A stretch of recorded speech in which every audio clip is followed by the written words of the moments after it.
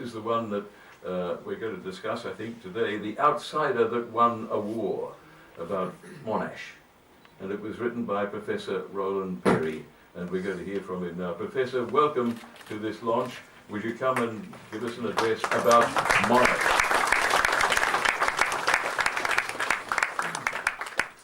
Thank you very much.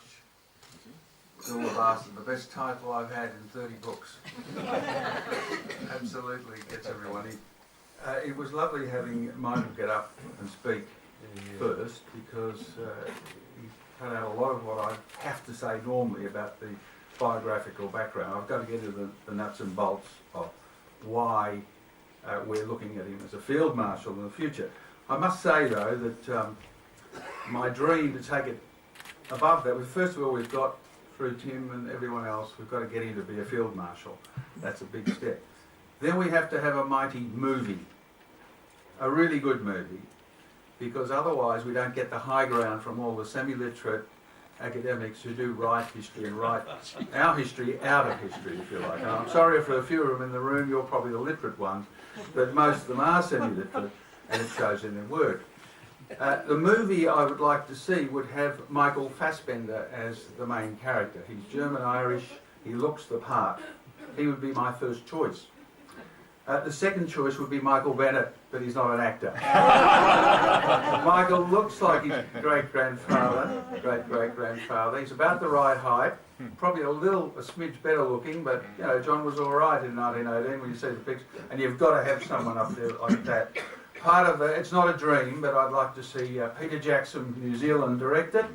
He has a big thinking, big budget mentality. He's also got a wonderful special effects company, and I'd like Spielberg to produce it.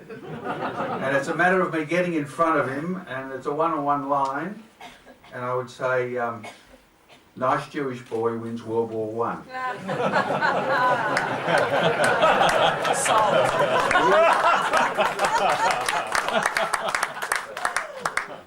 You laugh, but you just look at his record of filmmaking. He loves the war thing, he loves the history of his religion, and he would be right if he's not wore out with these great movies on the Pacific and so forth. So that would be my choice. Those three, that's a trifecta for a movie. Back to reality today, we've got to get him up as a field marshal first. And I do commend Tim's wonderful exercise and initiative in pushing this. Absolutely fantastic. The main reason is he deserves it. The second reason, as Josh Frydenberg outlined before, is that once you do that to Monash, the public say, well, why? And the media says why. Most of them do not know still much about him. And then you have to look at what he achieved and who he achieved it with. Well, he achieved it with that mighty Digger army. And I'm speaking primarily about his 1918 blitzkrieg with that army of 90 days, with the Battle of Army Yards, an industrial rail junction, industrial town, 120 kilometres north of Paris, for those who've been there, just to get it in location, for people who aren't familiar with AMIENS, which they should be. That's the ultimate victory in that 90-day blitzkrieg, starting with Hamel and ending with Montbretagne, which Monash did not really want. And it was the only battle in that period he did not want, but he had to do it for the boss who wanted the cavalry to come in so he could go back, and I'm paraphrasing lightly, to go back to his club in London and say, oh yes, we put the cavalry in at Montbretagne. After our army had cleaned up the Germans in that town over the Hindenburg line. Now, I want to highlight Monash's achievements uncovered in recent research for a new book to be published next year. It goes beyond what I discovered in my Monash biography. And I was really drilling down, I use that cliche today, on the Battle of Army Yard. It'll come up a lot in what I have to say now. He was the mastermind behind it. You'll hear a lot of ridiculous commentary about who it was. I mean, you know, it's the old story, a win has many fathers and a loss is an orphan. So I wanted to know more about what the Germans thought. I think that's very important to understand. And we all know a lot of the quotes. I'll give a couple of them in a moment.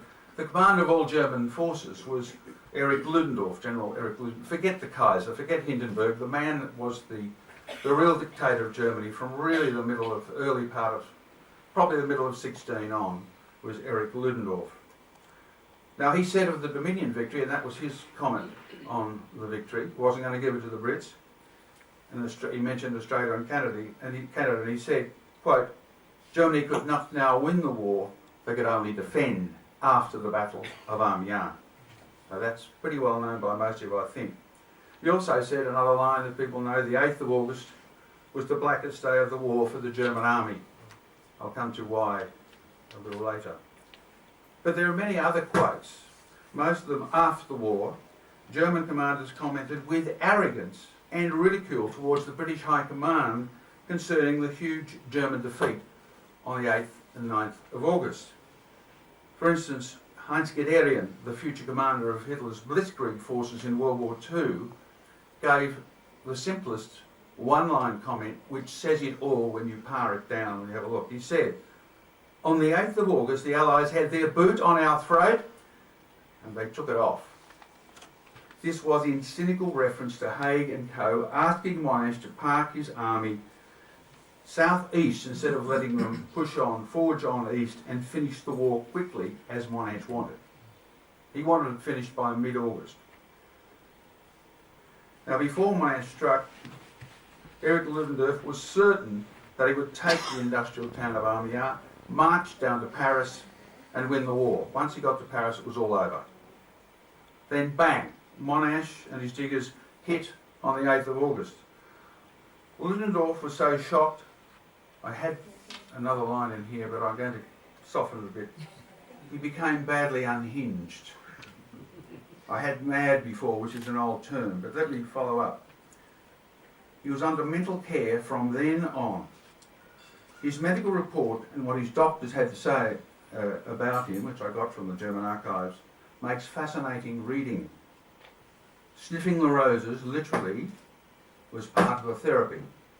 He was also ordered, first thing every morning, to sing German folk songs. This was to, quote, get in touch with his soul. He was totally unhinged by the experience. Now we shouldn't laugh. Ludendorff's opposite number, Field Marshal Haig, the big tough Scottish commander of the Allied forces, was also stunned with the victory. Think of it. Abused in the British press, hated by the British Prime Minister Lloyd George, disliked by the troops. Haig feared in his heart that he was going to be responsible for seeing the British Empire destroyed after 400 years of dominance. Then suddenly, Amiens happened.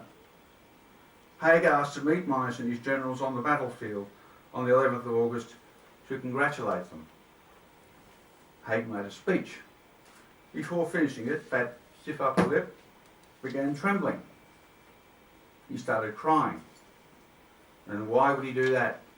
Because it suddenly dawned on him. He realised he was not going to go down as the man who lost the British Empire. It happened in a weekend, or in 2 days I should say, and it was completely stunning. This breakthrough was so big. Further delving, so I'm concentrating on Amiens. This is one of the features of the book next year, but for this purpose today, I want to really bore down on Monash's success, because it does tell you a lot about him. Further delving into his archive around the 8th and 9th of August uncovered details of what may be called Colonel Carter's wild ride. Monash sent a colonel on a mission, an Australian colonel, with 16 armoured cars which marauded around unhindered the German reserve army line. So you've got the front line army that's been smashed on the 8th of August. You've got these cars wandering around the second army behind them. It was disorganised and also beaten at this point. Now Monash knew this from aerial intelligence coming in and other intelligence, but this armoured vehicle on the ground was the key. Ludendorff himself remarked, with disdain for his own troops, by the way, how easy it was for those armoured cars. He actually said they were tanks, so he's trying to excuse his army, I think, for their feeble effort in tackling them. We're talking about a couple of 100,000 men who were just being played with by these armoured cars running around. They ran riot. They lost one car, not one soldier was killed. Now, Ludendorff's comment, and this is an ugly truth that you'll go away with, and I'm probably the first person to ever make it public. I've written about it, but it's pretty ugly.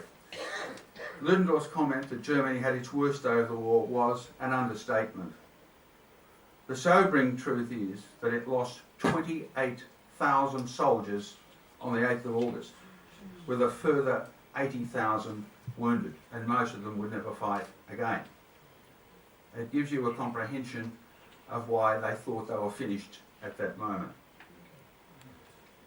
So Monash, armed with intelligence from Carter and the aerial reconnaissance, knew he could push easily his army through that reserve enemy force. There was no way the German command could have plugged such a massive hole that had occurred in just 48 hours.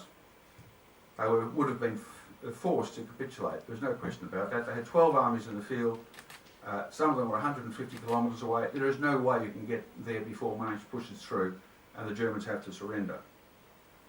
They wanted to finish that war by mid-August, as I said, but the British High Command said, no, you've done a splendid job. Please park your army south-east. Let me give a banal, I love these, Australians always give banal sporting analogies. I'm up for one. It makes the point though, and there'll be a few boos with this one. Melbourne is playing Greater Western Sydney in the 2018 Grand Final.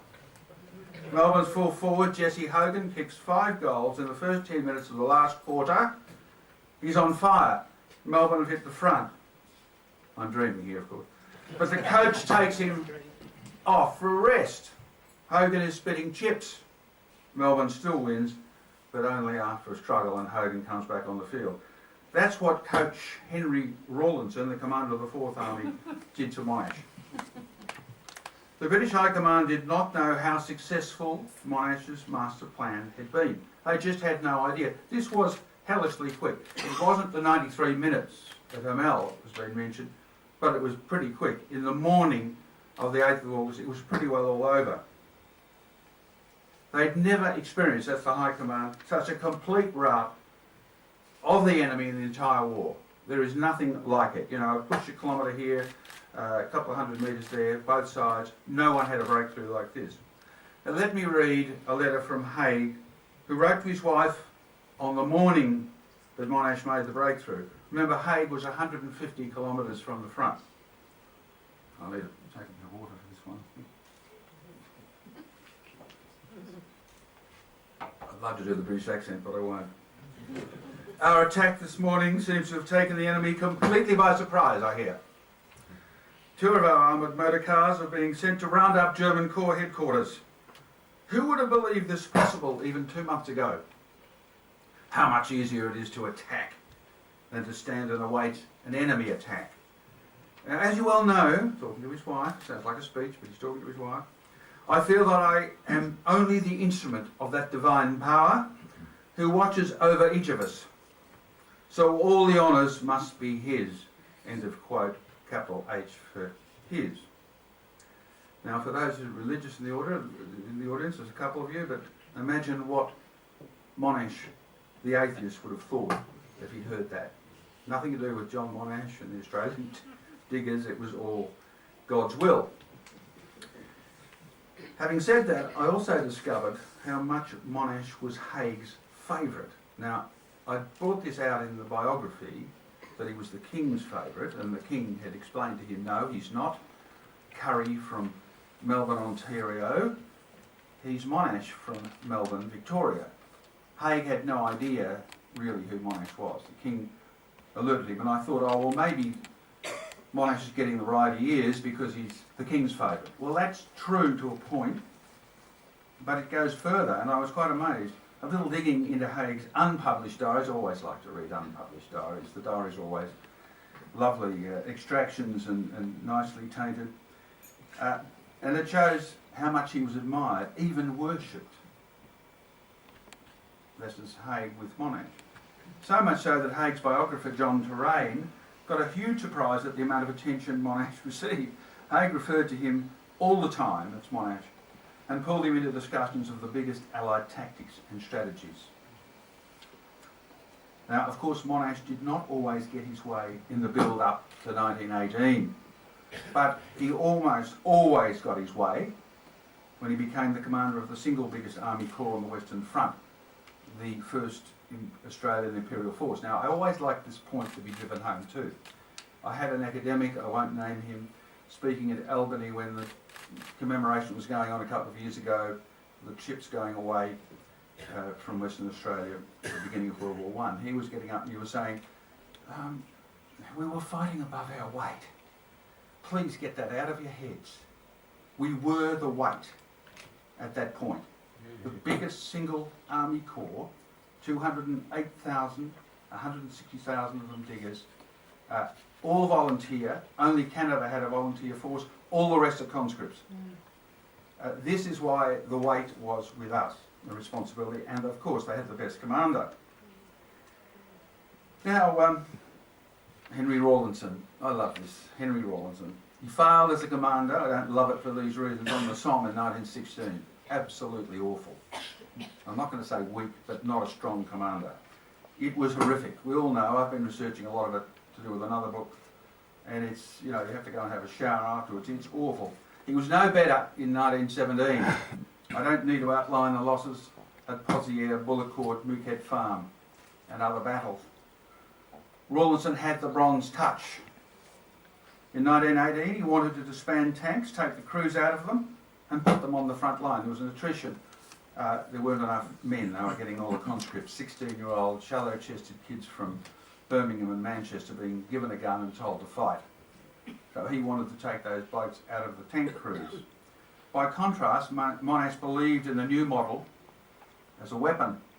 He asked for 460 at Army R, and he got them. Rawlinson became a Field Marshal on the back of Monash's success. We're getting the Field Marshal element now. Now he'll be pushed up next year, at the end of next year. I'll have one book out, there'll be 100 telling another story.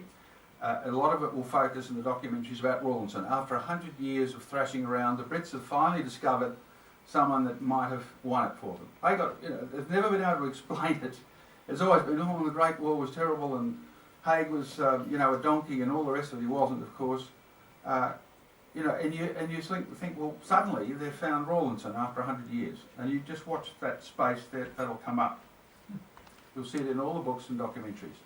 They've found him, they've discovered him. When Monash got control of the RAF, he ran rings around him at every turn, that's Rawlinson. At one point, he told Rawlinson it would be better if he went back to England rather than to interfere with Monash's plans. That was for the Battle of Hamel. That's telling your boss where to go. Just think of it. Now, there were some worthy British generals. I'm not being facetious here, there were. I've studied a couple of them. Allenby in particular, Plumer is one.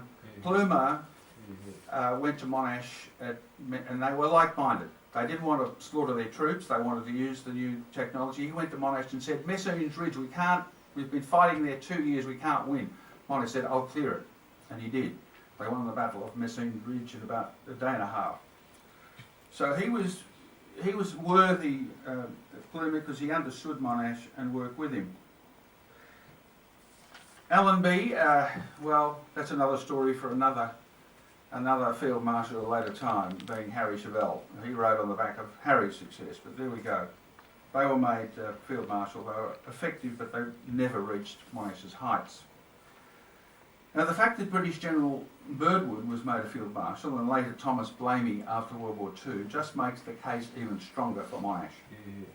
Birdwood was worthy, and the diggers appreciated him when he ran all the Australian divisions before Monash took control in May 1918. But Birdwood was a good administrator. He was not a battle commander who had an impact in the field. Nothing like it. Blamey in World War II was a far better commander than Douglas MacArthur, despite American mythology. I've written a book about this, and it is just pathetic that MacArthur's got the accolade. I did see Trump saying what a great General MacArthur was the other day. He doesn't know his history, I don't think. Blamey was Monash's Chief of Staff in World War I. He was in awe of his commander and admitted he was not and would never be in Monash's class. To sum it up, having sliced and diced the key players and drilled down to the key events, I believe there can be no doubt that Monash is deserving of this grand accolade. Field Marshal Sir John Monash has the right ring to it. Thank you.